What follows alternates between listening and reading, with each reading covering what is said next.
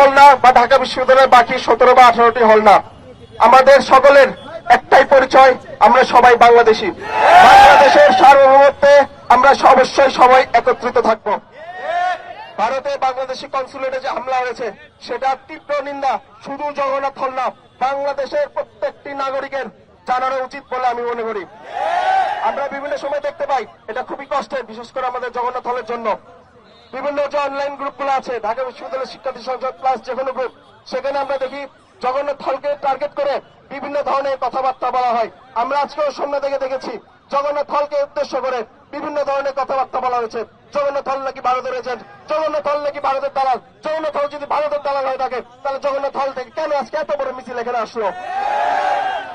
আমি জানি না, আমি এখানে মাত্র এসেছি, আমি জানি না কোনো অন্য কোনো হল থেকে আলাদা করে এরকম একসাথে 40-50 জনের মিছিল এখানে আজকে এসেছি না।